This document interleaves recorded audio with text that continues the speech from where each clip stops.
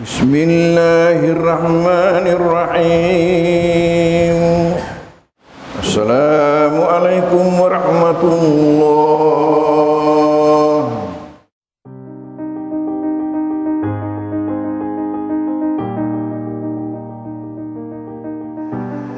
Banyak karakter yang diberikan kepada saya, karakter untuk bertahan hidup ya. Seperti itu. Di pesantren kita dulu harus sendiri, kemudian tinggal di gubuk-gubuk di mana kita sendiri yang harus memperbaiki rumahnya. Jika hujan, kadang atapnya bocor dan lain sebagainya, kita terpaksa bisa kehujanan saat hujan lebat. Nah, kemudian bagaimana kita mandiri, ditinggal orang tua, kemudian tadi menempuh pendidikan dari guru tak yang tegas, kita terbentuklah suatu karakter bahwa bertahan hidup itu merupakan suatu pilihan dan mempunyai tujuan yang baik, seperti itu. Sehingga saat melakukan perjalanan hidup setelah di pesantren, kita sudah bisa mengetahui lika-liku kehidupan, bagaimana kerasnya kehidupan kita sudah bisa hadapi karena kita sudah ditempa saat di pesantren, seperti itu.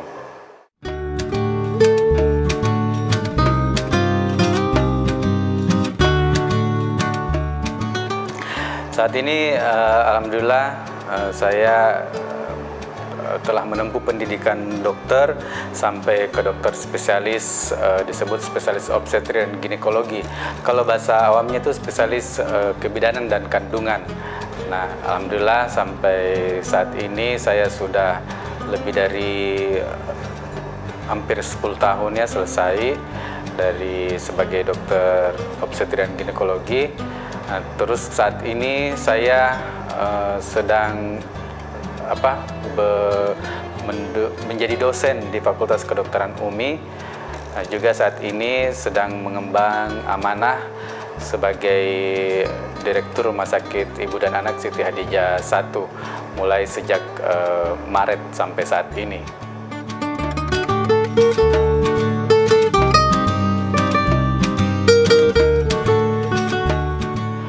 Pertama, masalah menjadi dokter memang cita-cita sejak dari kecil.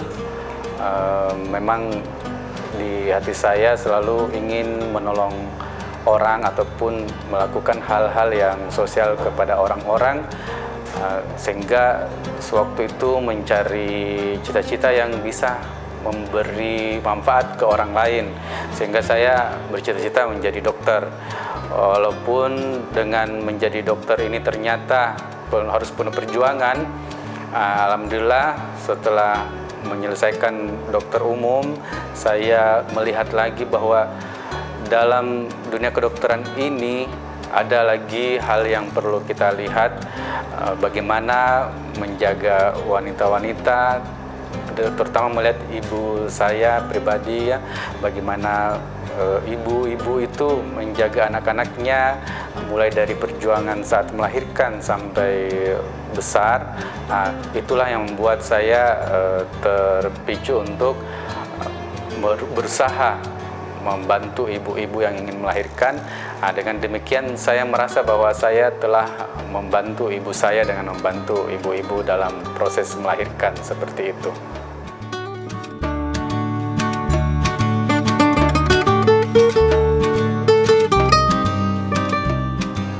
Paling berkesan adalah terutama di era COVID ini, memang kita dituntut untuk bagaimana dampak sosial daripada pasien ibu melahirkan yang terkena COVID, kemudian bagaimana sistem rumah sakit yang berjalan, di mana ada rumah sakit yang melayani COVID dan tidak COVID.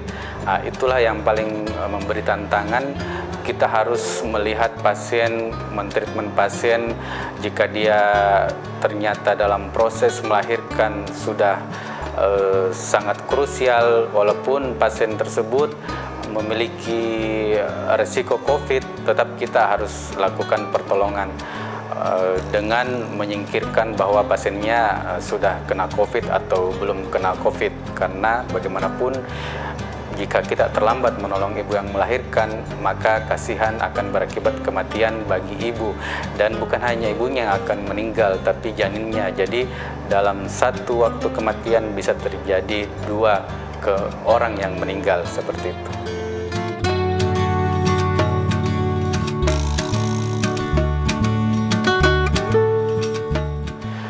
Terus terang, tujuan kita menjadi dokter adalah menolong makhluk hidup, makhluk terutama manusia, mulai dari pembuahan sampai akhir hayatnya. Sehingga jika kita mendapatkan pasien meninggal di hadapan kita, sebenarnya merupakan pukulan juga bahwa ternyata kita tidak bisa menolong orang, namun bagaimanapun juga tetap kita kembalikan kepada Allah Subhanahu wa Ta'ala, bahwa usaha telah kita lakukan semampu mungkin, semaksimal mungkin. Namun jika usaha yang kita lakukan cukup sampai di situ, itulah perjuangan yang kita lakukan, dan memang sangat sulit sebenarnya untuk menerima. Salah satunya biasanya yang membuat saya sulit saat mendapatkan hal seperti itu, menerangkan ke ibunya bahwa bayinya meninggal. Itu sangat berat buat saya menyampaikan ke ibunya bahwa bayinya meninggal, karena merasa bahwa tidak mampu menolong. Kemudian bagaimana perasaan ibunya saat mendengar kabar, itu juga yang terpikir. Tapi dengan pasien yang mengerti penjelasan, dan kita juga selalu bertumpu pada atas Allah Subhanahu wa Ta'ala, sehingga insya Allah kita bisa lalui dengan baik. Terima kasih.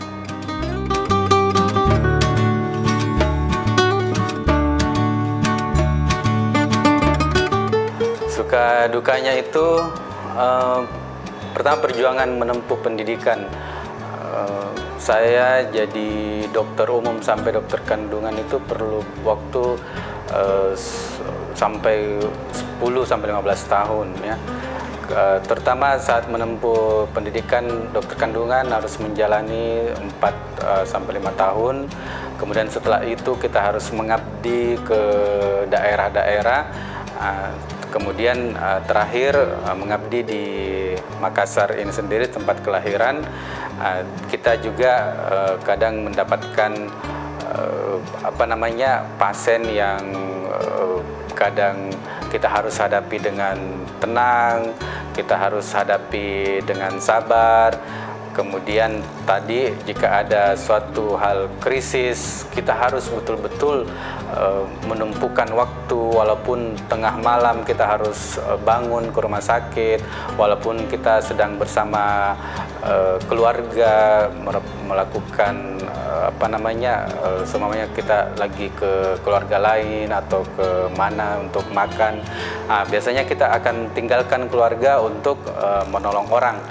Disitulah suka dukanya ya, gitu.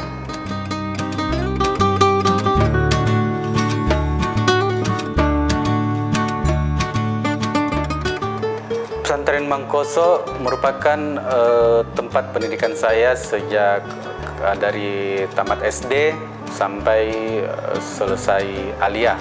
Nah, setelah selesai aliyah saya langsung melanjutkan pendidikan kedokteran di Universitas Muslim Indonesia. Selama di pesantren banyak karakter yang diberikan kepada saya, karakter untuk bertahan hidup ya. Seperti itu. Di pesantren kita dulu harus sendiri, kemudian tinggal di gubuk-gubuk di mana kita sendiri yang harus memperbaiki rumahnya. Jika hujan, kadang atapnya bocor dan lain sebagainya, kita terpaksa bisa kehujanan saat hujan lebat. Nah, kemudian bagaimana kita mandiri, ditinggal orang tua, kemudian tadi menempuh pendidikan dari guru tak yang tegas, kita terbentuklah suatu karakter bahwa bertahan hidup itu merupakan suatu pilihan dan mempunyai tujuan yang baik seperti itu, sehingga saat melakukan perjalanan hidup setelah di pesantren, kita sudah bisa mengetahui lika-liku kehidupan, bagaimana kerasnya kehidupan kita sudah bisa hadapi karena kita sudah ditempa saat di pesantren, seperti itu.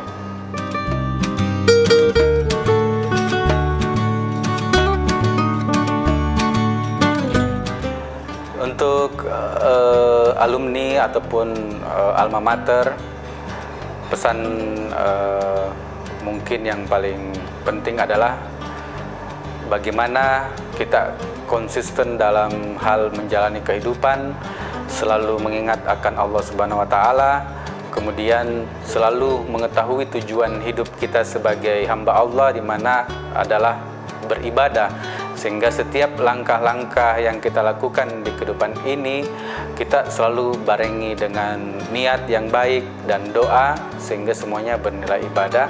Kemudian tetap selalu yakin bahwa Allah selalu menuntun kita selama menjalani kehidupan ini, karena saya merasa bahwa sebagai anak pesantren Allah selalu menuntun kita selama perjalanan hidup, seperti itu.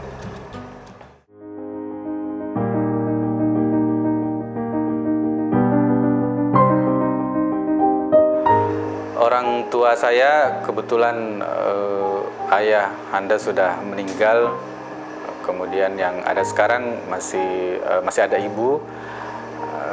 Pertama, alhamdulillah saya menjadi seperti ini pasti tidak jauh dari bimbingan, kemudian bagaimana kasih sayang kedua orang tua, mampu berkorban untuk baik dari segi fisik maupun harta untuk mendapatkan tujuan saya, sehingga merasa sampai saat ini saya belum bisa mengganti apa yang telah diberikan kepada saya dari orang tua saya, dan sampai saat ini saya masih selalu berusaha memberikan apa yang terbaik buat orang tua saya. Baik saat ini orang tua saya, ayah saya setelah meninggal, saya tetap berusaha memberikan apa yang terbaik bagi ibu saya juga tetap berusaha untuk membuat ibu tersenyum.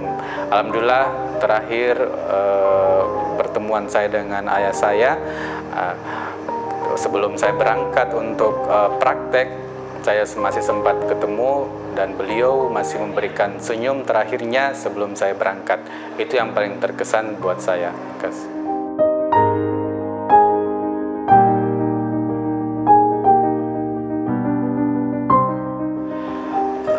Tentunya sebagai anak kita pertama belum bisa membaktikan sepenuhnya kepada orang tua sampai saat ini.